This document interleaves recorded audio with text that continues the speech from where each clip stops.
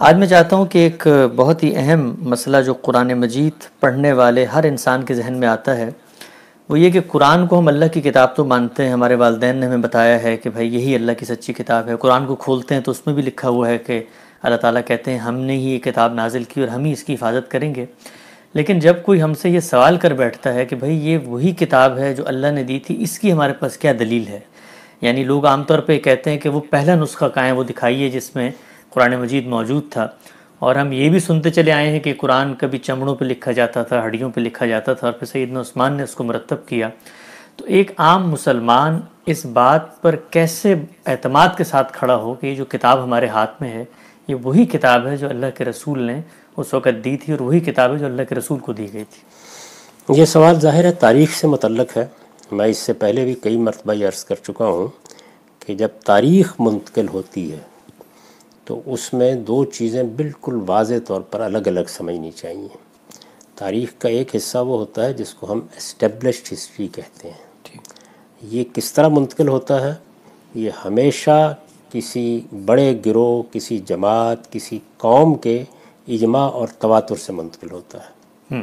اجماع اور تواتر کہاں سے کہاں تک؟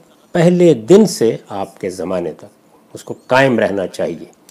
دونوں میں فرق بھی سمجھ لیں، یعنی تواتر میں آپ کسی چیز کو یا قول سے دہرا رہے ہوتے ہیں یا عمل سے دہرا رہے ہوتے ہیں۔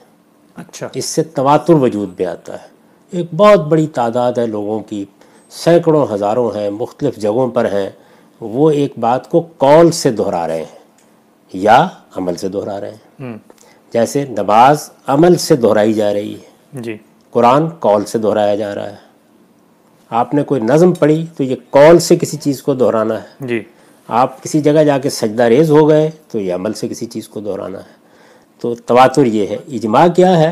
یعنی وہ جو کمیونٹی ہے یا وہ قوم ہے، اگر وہ بہت بڑی تعداد میں ہے، اس کے بارے میں عقل یہ نہیں مانتی کہ یہ جھوٹ پر جمع ہو سکتے ہیں یا کسی غلطی پر اکٹھے ہو سکتے ہیں، اگر یہ بات آپ نے اصول میں سمجھ لی، عقلی لحاظ سے سمجھ لی، تو اب اس کا پورا علم کیا کہتا ہے؟ یعنی انسانوں کو اللہ تعالیٰ نے بنایا اس طرح سے ہے کہ جیسے ہی کوئی چیز وجود پذیر ہوگی اس کے بعد وہ یا اس چیز کے قولی تواتر کا ذریعہ بنے گی یا اس کے عملی تواتر کا ذریعہ بنے گی، اور یا پھر وہ علم کے اجماع کا ذریعہ بنے گی۔ علم کے اجماع کا کیا مطلب ہے؟ آپ یوں سمجھیے کہ قرآن مجید کا ایک نسخہ ہوتا کہیں پڑا ہوا، اس کو پہلے دن سے محفوظ کر لیا جاتا، اور اس نسخے کو ہم جا کے دیکھ بھی سکتے، جی، اور پوری مسلمان امت نسلاً بعد نسلاً اپنے علم کے ساتھ یہ کہہ رہی ہوتی کہ یہ وہی نسخہ ہے جو رسالت مآب صلی اللہ علیہ وسلم نے خود ترتیب دے کے یہاں رکھوایا تھا۔ ٹھیک۔ تو یہ اجماع ہوتا لیکن تواتر نہ ہوتا۔ تواتر اس لیے نہ ہوتا کہ نسخہ ایک ہے، اس کو لوگ آگے منتقل نہیں کرتے۔ آگے منتقل نہیں کر رہے، یعنی اس کو آگے وہ چیز حاصل نہیں ہوئی۔ ایک چیز کا علمی طور پر متفق علیہ ہو جانا، لیکن بہت بڑے پیمانے پر۔ کتنے بڑے پیمانے؟ یعنی وہی جس کو اصول میں بیان کیا جاتا ہے کہ عقل اس بات کو محال سمجھتی ہے کہ اتنے لوگ اتنی مختلف جگہوں پر تاریخ کے اتنے مختلف ادوار میں کسی جھوٹ پر جمع ہو گئے۔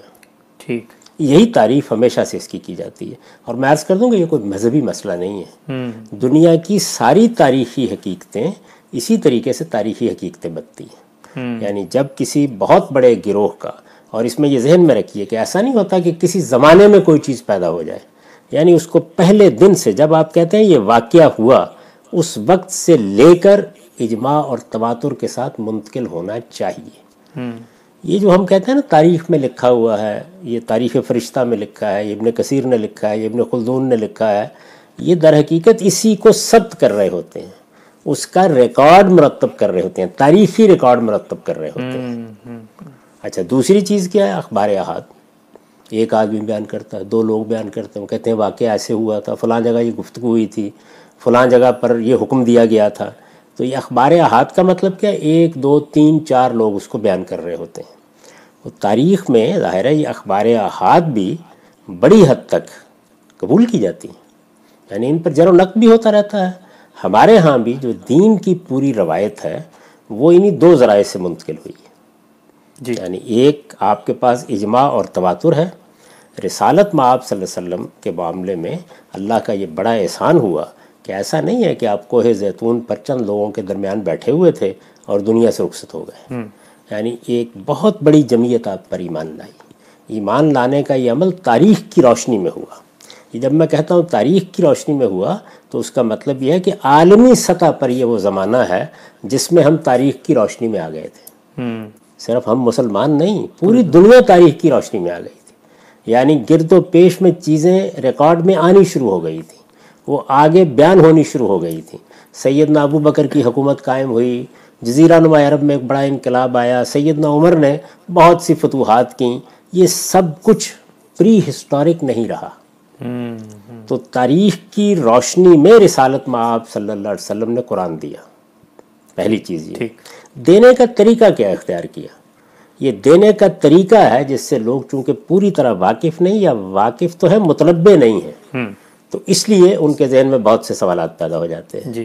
طریقہ یہ اختیار کیا گیا کہ یہ تلاوت آیات ہوئی. یہ آپ دیکھتے ہیں نا قرآن میں جگہ جگہ حکم دیا گیا آپ کو اتلو علیہم، اقرا. اسی طرح سے یتلو علیہم آیاتہ.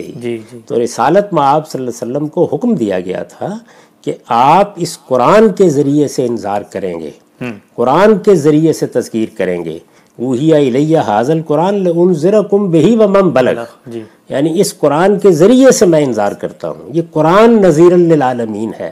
اس کے ذریعے سے لتنذر ام القری ومن حولھا، یعنی مکہ اور اس کے گرد و نواح کے لوگوں کو اس کے ذریعے سے انذار کیا جائے. ذکر بالقرآن.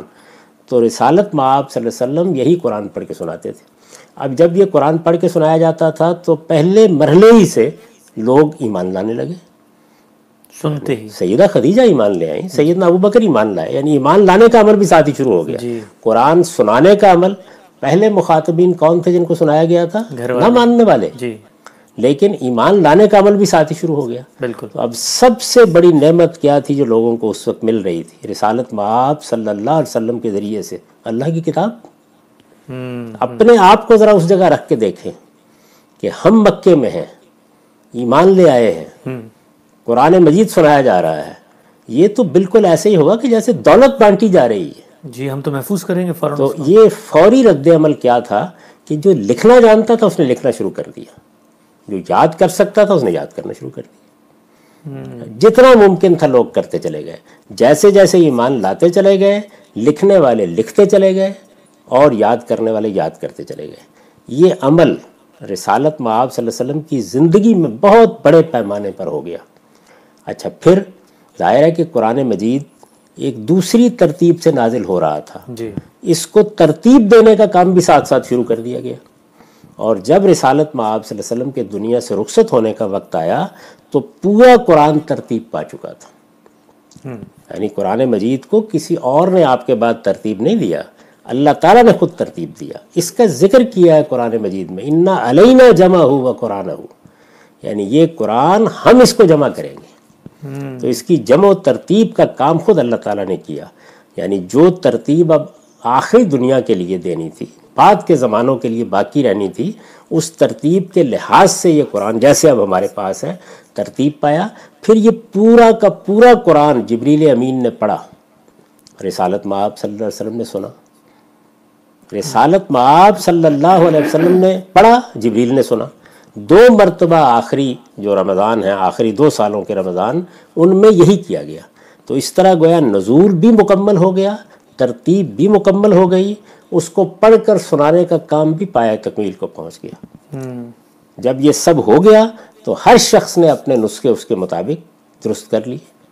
اور اس طرح قرآن کا تحریری تواتر بھی شروع ہو گیا، قولی تواتر بھی شروع ہو گیا. یہ قولی تواتر ہے جس کا نظارہ آپ اس وقت بھی کرتے ہیں.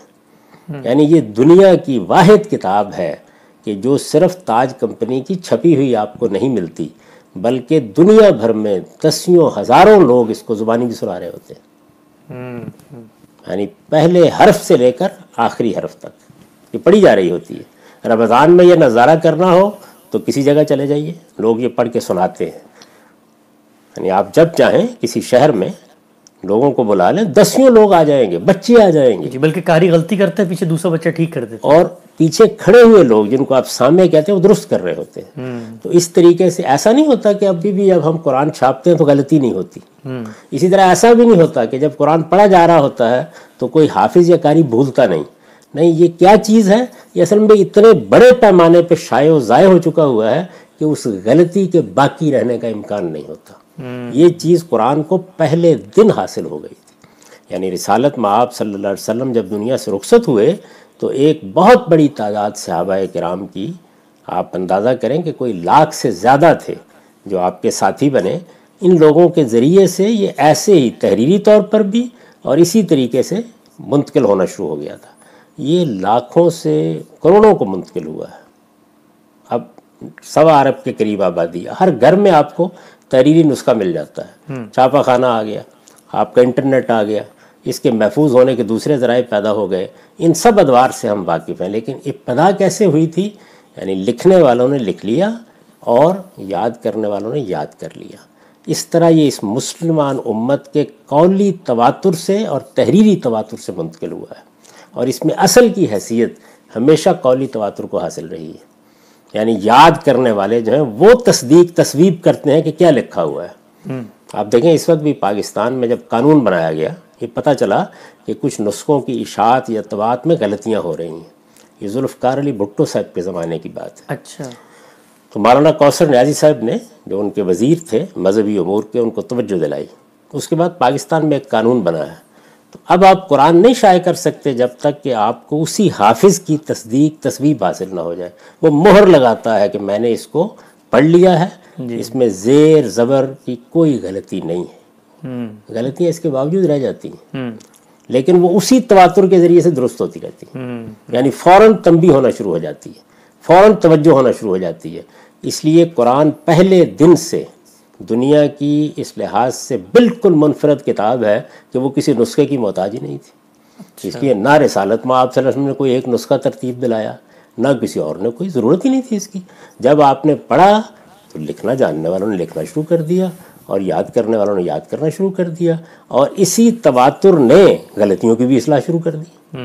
تو یہ پہلے دن سے اس طرح منتقل ہوا ہے. یہ جو آپ کو بعض چیزیں ملتی ہیں حضرت عثمان نے کیا کیا فلاں ہے، وہ اشاعت کر رہے ہیں قرآن کی.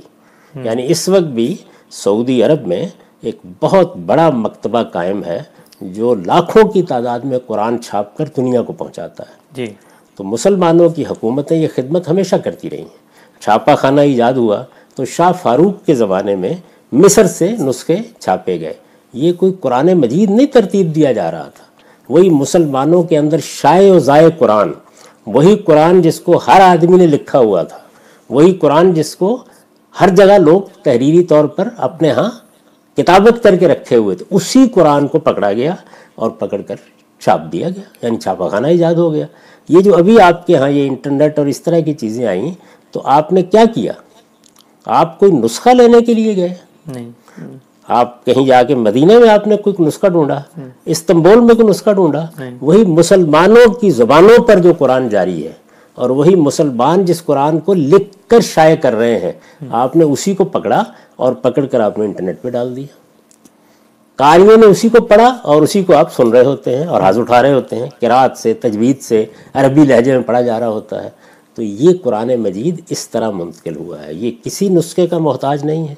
اس کو کبھی یہ ضرورت نہیں پڑی کہ کوئی ایک نسخہ ترتیب دیا جائے، کہیں رکھا جائے، اس کی حفاظت کے لیے فوج مقرر کی جائے. ان میں سے کوئی چیز بھی اگر ہوتی تو یہ اعتماد کھو چکا ہوتا. اس نسخے کے بارے میں 1000 کہانیاں بن چکی ہوتی. جی. کوئی بتاتا اس کے 2 برق غائب ہو گئے تھے، کوئی یہ کہتا یہ وہ ہے ہی نہیں، کوئی یہ کہتا فلاں وقت میں جو حملہ ہوا تھا مدینے کے اوپر اس میں غائب ہو گیا تھا، دوسرا رکھ دیا گیا تھا، کسی نے چوری کر کے تبدیل کر دیا، کوئی کہتا چوری کر کے تبدیل ہو گیا تھا. تو یہ کیا چیز تھی؟ قرآن مجید کے معاملے میں یہی وہ اہتمام ہے جو دنیا کا بالکل منفرد اہتمام ہے، جس نے کسی شبے کی گنجائش ہی نہیں چھوڑی. تو یہ جو لوگ کہانیاں بالعموم اس طرح کی بیان کرتے ہیں ان کی کوئی حقیقت نہیں ہے. یہ بالکل افسانے ہیں، کچھ بھی نہیں ہے. یہ بعد کے زمانے میں جو منافقین کی ذریت ہمارے ہاں بچی رہ گئی اس نے یہ افسانے بیان کرنے شروع کر دیے. پھر وہ ہمارے ہاں محدثین کو بھی مل گئے، انہوں نے بھی بعض چیزوں کی چھان پھٹک کی، بعض کو رد کر دیا. اس کے باوجود بعض رہ گئے. ان کا چھان پھٹک کا کام ہوتا رہتا ہے. لیکن اصلاً قرآن کیسے منتقل ہوا ہے؟ رسالت میں آپ صلی اللہ علیہ وسلم کے زبان فیض ترجمان سے وہ تلاوت کر کے باہر آیا. جی یعنی دیکھیں نا، قرآن اپنی خود تعریف بیان کرتا ہے. اللہ تعالیٰ کا کلام ہے، لوح محفوظ سے جبریل امین اس کو لیتے ہیں. کسی جن شیطان کے لیے در اندازی کا کوئی موقع نہیں ہوتا. پورے زمین و آسمان پر پہرے لگا دیے جاتے ہیں. اس کے بعد یہ آسمان سے زمین تک آتا ہے. رسالت میں آپ صلی اللہ علیہ وسلم کے قلب پر نازل کیا جاتا ہے. یہ وہاں سے آپ کی تلاوت کے ذریعے سے باہر آتا ہے. اور پھر صحابہ کرام ہیں جن کے دلوں میں بھی منتقل ہو جاتا ہے، جن کی تحریر میں بھی منتقل ہو جاتا ہے. یہ سب قرآن نے خود بیان کیے. سوچیں ذرا کہ جس کتاب کے لیے لوح محفوظ، جس کو لانے والے جبریل امین، جس کے لیے آسمانوں میں پہرے، جب وہ زمین پر آ گیا تو اس کے بعد اس کا نسخہ ترتیب دینے کے لیے کمیٹی بنائی گئی. انا للہ و انا الیہ راجعون. ایسا کچھ بھی نہیں ہوا. اور ہم سب جب یہ یعنی جس طرح وہ اہتمام غیر معمولی ہے کہ خود ذات خداوندی کلام کر رہی ہے، لوح محفوظ کے اندر اس کو لایا جا رہا ہے. جبریل امین جو متعین سما امین ہے وہ لے کے آ رہے ہیں. ادھر ادھر آسمان پر جنات گواہی دے رہے ہیں، پہرے لگ گئے ہیں. کیا ہو رہا ہے؟ قرآن آ رہا ہے. وہ اس سینے میں آ رہا ہے جس سے زیادہ مطہر پاکیزہ سینہ انسانوں میں شاید ہی کہیں ہو. تو رسالت میں آپ صلی اللہ علیہ وسلم کے قلب مطہر پر نازل ہو کر آپ کی زبان فیض ترجمان سے سامنے آ رہا ہے. وہ کون سی جماعت ہے جو اس کو سن رہی ہے؟ وہ قدسیوں کی جماعت، جو سینکڑوں ہزاروں کی تعداد میں لپک کر اس کو اخذ کر رہی ہے. جو کچھ اس کے پاس کاغذ میسر ہے یا لکھنے کی چیز میسر، اس پر لکھنا شروع کر دیا اس نے، اور اس کے سینے موجود ہے، ان میں محفوظ کرنا شروع کر دی. تو یہ قرآن ایسے آسمان سے آیا ہے، ایسے زمین تک پہنچا ہے، ایسے صحابہ نے اس کو آگے منتقل کیا ہے، اور آج بھی یہ مسلمان امت ایسے ہی کر رہی ہے. لکھنے والے لکھ رہے ہیں، یعنی اب آپ چھاپ بھی دیتے ہیں، اب آپ انٹرنیٹ پہ بھی ڈال دیتے ہیں. جو نئے ذرائع پیدا ہوتے چلے جاتے ہیں، یہ اس میں بھی ثبت ہو رہا ہے، اور اس کے ساتھ بالکل پیرالل متوازی اسی طرح یاد کر کے بھی بیان کیا جا رہا ہے. ٹھیک. تو یہ ہے قرآن مجید کے منتقل ہونے کا طریقہ. اس ذیل کی جو قصے، کہانیاں، روایات ہیں، یہ بالکل بے معنی ہیں. ان کو اٹھا کے پھینک دینا چاہیے، کوئی حیثیت نہیں ہے. ٹھیک. اچھا ہم سب بہت آپ نے ماشاءاللہ تفصیل سے بتایا. ایک سوال ذہن میں یہ آتا ہے کہ جس وقت ہم یہ کہتے ہیں اور دنیا کو یہ بتاتے ہیں کہ اللہ تعالیٰ نے اپنا ایک پیغمبر بھیجا، اور پیغمبر اس لیے بھیجا کہ قرآن نے کہا ہے کہ اس کے ساتھ ایک کتاب بھیجی جاتی ہے جو فیصلہ کرتی ہے، اور پیغمبر کو کہا ہے کہ اگر آپ یہ میرا پیغام نہیں پہنچاتے تو فما بلغت رسالہ. تو جب مسلمانوں کو یہ بتایا جاتا ہے کہ وہ پیغمبر تو آئے دنیا میں اور آ کے رخصت ہو گئے، لیکن انہوں نے یہ اہتمام ہی نہیں کیا، یہ تو ان کے بہت عرصے بعد ہوا، تو جو پورا دین کا تصور ہے اور پیغمبر اور خدا کا رشتہ ہے وہ کس قدر مجروح ہوتا ہے. بہت سے ظالم لوگوں نے یہی کام کیا ہے. یعنی آپ یہ جانتے ہیں کہ قرآن مجید ہی ہمیں یہ بتاتا ہے کہ رسالت میں آپ صلی اللہ علیہ وسلم پر جو لوگ ایمان لائے، صحابہ کرام کی ایک بڑی جماعت، ان میں سے کچھ لوگ ایسے تھے کہ جو منافقین بھی تھے. یہ قرآن مجید ہی بتاتا ہے.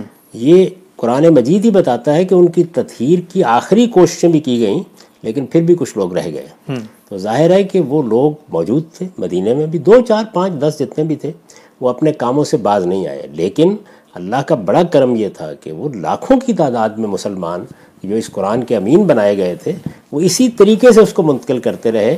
اس طرح کے 2 4 5 لوگ جو کہیں رہ گئے، وہ یہ کہانیاں بناتے رہے، اور یہ کہانیاں کچھ لوگوں نے بیان بھی کرنا شروع کر دیں.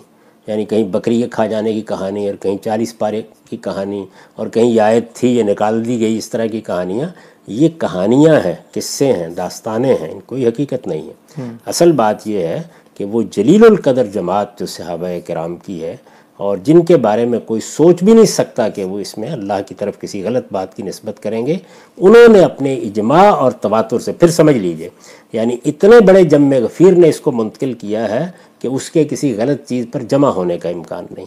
اور مسلمان اپنے علم میں بالاجماع پورے اتفاق کے ساتھ پہلے دن سے اس کی تصدیق کرتے رہے. یعنی اس وقت بھی کیا ہے، ایسے لوگ لاکھوں کی تعداد میں ہیں جو زبانی منتقل کر رہے ہیں. ہر گھر میں یہ قرآن مجید چھاپ کر آ جاتا ہے، اور اس طرح تحریری تواتر سے منتقل ہوتا چلا جاتا ہے، اور پوری مسلمان امت کا علم یہ شہادت دیتا ہے کہ یہی وہ قرآن ہے. جو رسالت مآب صلی اللہ علیہ وسلم کے ذریعے سے ہم کو ملا گا. تو اس سے فرق بھی سمجھ میں آ گیا کہ تواتر کیا ہے، اجماع کیا ہے. یعنی جس وقت حفاظ اس کو سنا رہے ہیں تو یہ تواتر قولی ہے. جس وقت اس کو لکھ کر آپ کو دیا جا رہا ہے تو یہ تواتر تحریری ہے. اور جس وقت مسلمانوں کا علم اس پر شہادت دیتا ہے اور بغیر کسی اختلاف کے شہادت دیتا ہے کہ یہ وہی قرآن ہے جو رسالت مآب صلی اللہ علیہ وسلم نے دیا تھا، تو یہ اجماع ہے. جی ٹھیک. اچھا عام صاحب، ایک سوال لوگ عام طور پہ پوچھتے ہیں جب ہم یہ کہتے ہیں کہ انسانوں کی اتنی بڑی تعداد کسی غلط بات کو آگے متفق ہو کے منتقل کرے، یہ عقلاً محال ہے. تو ایک مثال کسی نے دی کہ مثلا آج ٹی وی چینل پہ خبر چلتی ہے، اس کو 2 لاکھ لوگ سنتے ہیں، تو وہ 2 لاکھ لوگ تو خبر اپنی ذات میں اگر جھوٹی بھی ہو تو وہ سننے کے بعد اس کو آگے پھیلانا شروع کر دیتے ہیں. تو اتنی بڑی تعداد جو ہے وہ جھوٹ کو آگے پھیلا رہی ہوتی ہے. تو یہ ذرا واضح کیجئے گا کہ تواتر میں سچ اور جھوٹ زیر بحث نہیں ہے، بلکہ وہ لوگ جو خبر کا حدوث ہوا ہے اس کو پہنچا رہے ہوتے ہیں. جی بالکل ایسے ہی ہے. یعنی تواتر اس واقعے کو بیان کرتا ہے. جب ہم یہ کہتے ہیں کہ یہ وہی قرآن ہے جو رسالت مآب صلی اللہ علیہ وسلم نے دیا تھا، تو یہ اس واقعے کا تواتر ہے. یہ قرآن اللہ کی کتاب ہے یا نہیں ہے، یہ تو قرآن بتائے گا، الگ بحث ہے. یعنی اس کے دلائل علمی عقلی الگ ہوں گے. یہ رسالت مآب صلی اللہ علیہ وسلم سے اس کا صدور ہے. یعنی آپ دے رہے ہیں اور یہ مسلمان امت اس کو منتقل کر رہی ہے بغیر کسی ادنی اختلاف کے. یہ ہے اصل وہ چیز کہ جس سے قرآن مجید پوری حفاظت کے ساتھ ہم تک پہنچ گیا ہے، اور ہم پورے یقین اور اذعان کے ساتھ یہ کہہ سکتے ہیں کہ یہ وہی کتاب ہے جو حضور پر نازل ہوئی اور آپ نے اس امت کو دی. پھر یہ کہ وہ جو امت ہے جو منتقل کر رہی ہے وہ کوئی 50-100 ہزار لوگوں کا بکھرا ہوا گروہ نہیں ہے. یعنی وہ بہت بڑی تعداد میں خود حضور کی زندگی میں ایک سلطنت قائم کر چکے ہیں، ان کو سیاسی غلبہ حاصل ہو گیا ہے. اس کے بعد یہ سلطنت 3 براعظموں تک پھیل گئی ہے چند برس کے عرصے میں. اس میں سینکڑوں ہزاروں لاکھوں لوگ ہیں کہ جن کی سب سے بڑی طلب کیا قرآن. تو اتنے بڑے پیمانے پر اس کی اشاعت کا پہلے دن سے اہتمام ہو گیا ہے. ٹھیک. باقی رہی یہ بات کہ حکومتیں کیا کرتی رہی ہیں، وہ خدمت کرتی رہی، آج بھی کرتی ہیں. یعنی ہماری حکومت نے بھی بری ہو بھلی ہو، پاکستان کی حکومت نے بھی قوانین بنائے. یہ قوانین اس لیے نہیں بنائے گئے تھے کہ قرآن مجید میں کوئی مسئلہ پیدا ہو گیا، نہیں، تاکہ اشاعت میں بے احتیاطی نہ ہو جائے. تو اس طرح کا اہتمام یہ سیدنا عثمان نے بھی کیا، اس سے پہلے سیدنا عمر نے بھی کیا ہوگا، اس کے بعد کے خلفاء بھی کرتے رہے، حجاج بن یوسف نے بھی کیا، اور بھی بہت سے لوگ کرتے رہے. یعنی تو عثمانی بھی کرتے رہے. شاہ فاروق نے جب اس کو چھاپ کر شائع کرنے کا اہتمام کیا تو یہی اہتمام تھا. یعنی اس میں کوئی قرآن نہیں ترتیب دیا جا رہا، بلکہ قرآن مجید کے نسخوں کی تطہیر ہو رہی ہے. جو چھاپے جا رہے ہیں، لکھے جا رہے ہیں، ان میں کوئی غلطی نہ ہو جائے. ہمارے ملک میں ضائع کرنے پڑتے ہیں بعض اوقات، ایسی غلطیاں ہو جاتی ہیں، لیکن ان کی تصحیح کا کام اسی طریقے سے جاری رہتا ہے. تو یہ مطلب نہیں ہے کہ جب آپ قرآن لکھنے بیٹھے ہیں تو اللہ تعالیٰ نے کوئی فرشتے مقرر کر رکھے ہیں اس میں غلطی نہیں ہوگی، یا جب آپ پڑھنے لگے ہیں تو اس میں کوئی فرشتے مقرر ہیں کہ وہ پڑھنے میں نہیں. کس طرح سے وہ غلطی ختم ہو جاتی ہے، وہ اس کے عظیم شیو سے ختم ہو جاتی ہے. یعنی ہم نے چھاپا، اس کے بعد آپ نے توجہ دلائی، زید نے دلائی، بکر نے دلائی، اس کے بعد اس کی تصحیح ہونا شروع ہو جاتی ہے. یہی معاملہ بولنے میں ہوتا ہے، یہی معاملہ تحریر میں ہوتا ہے. ٹھیک. اچھا عام صاحب، آپ نے ایک آیت یہاں پر پڑھی تھی، سورہ قیامہ کی آیت. وہ آیت کیا کہتی ہے، مکمل بات کیا ہے اس میں، اور کیا ہم یہ کہہ سکتے ہیں کہ وہ آیت اس بات کی گواہی دے رہی ہے کہ خود رسالت مآب صلی اللہ علیہ وسلم کے دور میں قرآن مرتب شکل میں موجود تھا؟ پوری آیت کیا ہے اور اس سے مراد کیا ہے؟ یعنی اللہ تعالیٰ نے یہ بتایا ہے رسالت مآب صلی اللہ علیہ وسلم. میں وہی عرض کر رہا ہوں کہ ہمارے لوگوں کا خیال یہ ہے کہ یہ اتنی بڑی دولت حضور دے رہے تھے، اور جو ایمان لانے والے تھے ان کو اصل میں اس سے کوئی دلچسپی نہیں تھی، نہ کسی کو یاد کرنے سے، نہ کسی کو تحریر کرنے سے. آپ اندازہ کریں کہ آپ لکھنا جانتے ہوں، سوچیں ذرا تھوڑی دیر کے لیے، لکھنا جانتے ہوں، اور اللہ کا آخری رسول اللہ کی آخری کتاب پڑھ کر سنا رہا ہو، کیا کریں گے؟ لکھوں گا، میں تو صبح شام لکھوں گا. یعنی آپ تو ایک حرف ادھر ادھر نہیں ہونے دیں گے، لکھیں گے. آپ کو ذرا اطلاع ملے گی کہ اچھا اوپر سے یہ ہدایت کی گئی ہے کہ فلاں حصے کو فلاں صورت میں رکھ دیجئے، اس کو اس طرح ترتیب دے دیجئے، آپ سب سے پہلا کام کیا کریں گے؟ اپنے نوٹس کو درست کرنے. یہ رسول اللہ کو دکھائیں گے روز کہ بھائی یہ لکھا ہے، ہم پوچھیں گے جا کے، اگر کوئی تردد ہوگا تو پوچھیں گے. تو صحابہ کرام کی سب سے بڑی دلچسپی کی چیز کیا تھی؟ اللہ کی کتاب قرآن مجید. تو رسالت مآب صلی اللہ علیہ وسلم، یعنی یہ تو نا صحابہ کے اندر جو طلب تھی، اور جیسے وہ خود حضور کے اندر طلب کا کیا معاملہ تھا، اس سے بھی بڑھ کر، یعنی آسمان سے آنا ہے، انتظار ہوتا تھا. آپ کو انتظار جب آ جاتے تھے جبریل امین لے کے تو گویا آپ کی طرف سے شدید طلب کا اشتیاق کا اظہار ہوتا تھا کہ جلد سے جلد میں اس کو حاصل کر لوں.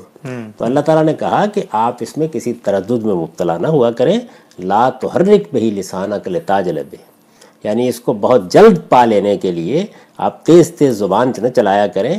انا علینا جمعہ و قرآنہ، یہ قرآن ایسے ہی نازل ہوگا، پھر ہم اس کو ترتیب دیں گے، جمع کریں گے. یعنی یہ جو قرآن مجید ہے ظاہر ہے کہ مختلف صورتوں کی صورت میں، بلکہ خود قرآن سے معلوم ہوتا ہے کہ بعض صورتوں کا معاملہ یہ ہے کہ ایک حصہ نازل ہو گیا پھر بعد میں دوسرا حصہ نازل ہوا. کوئی دیکھنا چاہے تو مثلا سورہ مزمل میں دیکھ لے، بالکل واضح ہے کہ اوپر کا حصہ جو ہے وہ مکے میں نازل ہوا ہے، دوسرا حصہ مدینے میں نازل ہوا ہے. تو یہ ترتیب دینے کا کام جو ہے اللہ تعالیٰ کہتے ہیں یہ ہم کریں گے. یعنی یہ بعد میں نہیں کسی نے کرنا. انا علینا جمع ہو، اچھا پھر ہم جمع کریں گے، پھر کیا کریں گے؟ وہ قرآن ہو، یعنی اس کو انا علینا جمع ہو وہ قرآن ہو، ہم اس کو جمع کریں گے اور پھر پورے کو پڑھیں گے. یعنی ایک تو یہ اس وقت تلاوت کیا جا رہا ہے نا اللہ تعالیٰ کی طرف سے جب نازل ہو رہا ہے، جب یہ جمع و ترتیب کے اس مرحلے سے گزرے گا تو یہ دوبارہ پڑھا جائے گا. اور پھر کیا کہا ہے؟ فَإِذَا قَرَأْنَاهُ، پھر جب ہم اس وقت اس کو پڑھیں گے. فَاتَّبِعْ قُرْآنَ، تو اگر اس سے پہلے کوئی اس میں معاملہ ذہن کے اندر ہوگا بھی یا کوئی غلطی بھی ہوگی تو وہ ختم ہو جائے گی، پھر اس قرات کی اتباع کرو.